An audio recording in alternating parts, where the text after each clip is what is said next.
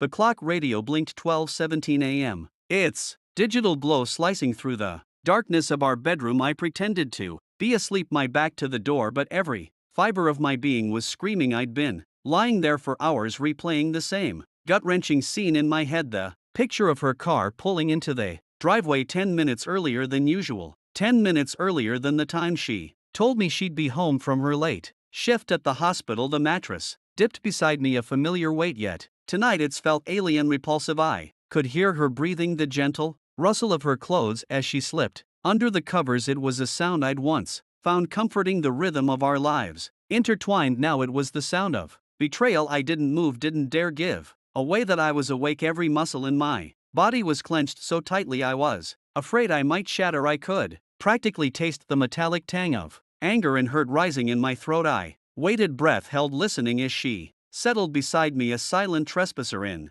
our shared space. Then I heard it, a soft gasp, a sharp intake of air. Her breathing hitched, then stopped altogether for what felt like an eternity. I almost couldn't help myself. The urge to reach out to comfort her was immense, but then I remembered the text messages I'd found, the ones I shouldn't have seen, and the urge was extinguished by a cold wave of disgust. She'd found the letter. I rolled over, forcing myself to look at her. The pale moonlight streaming through the window illuminated her face, her eyes wide with a terror I had never seen. She clutched the single sheet of paper like it was a poisonous snake. Her lips trembled as she began to read the words I'd painstakingly written, each carefully chosen, each laced with the pain she'd inflicted on me. The letter wasn't about anger, not really. It was about the hollow ache in my chest, the feeling of being utterly alone in my own marriage. It described the way the light had gone out of our home replaced by a cold, unfamiliar chill. It spoke of shattered trust, of a future I could no longer envision with her, and it ended with a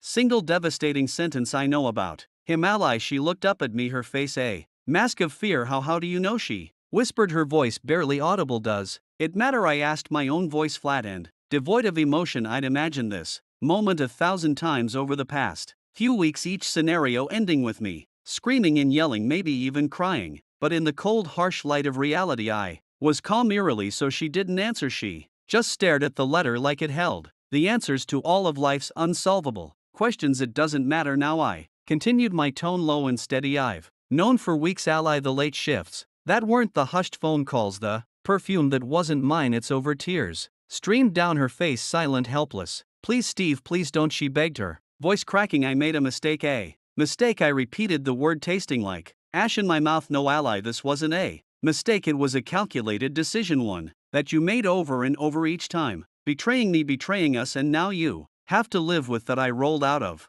bed and began to dress. The silence between us was thick with unspoken words, with recrimination and regret. The woman in front of me was a stranger. I couldn't reconcile the loving, caring wife I thought I knew with this deceitful version before me. Where are you going? She finally asked, her voice small and weak. To pay a visit to someone, I replied, pulling on my shoes. I didn't elaborate. I didn't need to. She knew the drive over to his place was a blur. I didn't know how I got there. Every mile was a knife twist, every passing car a reminder of the happiness I'd been so carelessly denied. By the time I parked outside his house, my hands were shaking, my knuckles white from gripping the steering wheel so tightly. The anger was building, a raging inferno within me, ready to explode. He answered the door in its shirt and shorts, a smug look plastered across his face, the look I'd seen on the photos I'd found on Allie's phone. He was a caricature of everything I wasn't: young, cocky, devoid of any decency. Can I help you? He asked, that smug grin never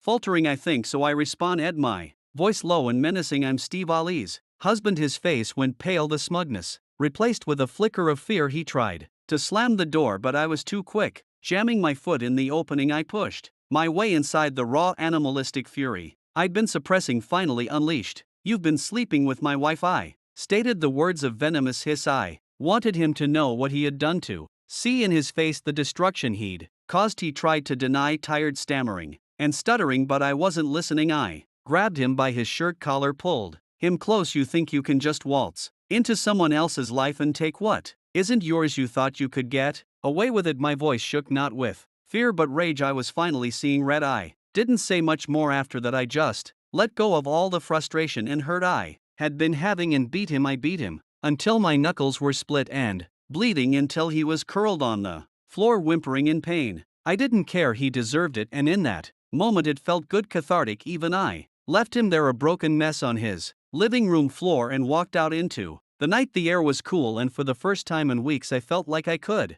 breathe. But the fight I had did nothing to ease the pain of betrayal. I'd gotten my revenge, but that hadn't fixed anything. The next few weeks were a blur of lawyers, paperwork, and a slow, agonizing dismantling of our life together. Ally moved out. She tried to talk, to apologize, to explain, but I couldn't bear to hear her voice. The image of her clutching that letter, the look of terror in her eyes, was a constant reminder of what we'd lost, or rather what she had thrown away. News of her infidelity spread like wildfire. It was a small town after all. The whispers followed her, the judging stares, a constant reminder of her shame. Her friends, our friends, abandoned her. The life she had, the life she so easily risked, crumbled around her. His life wasn't spared. Word got out his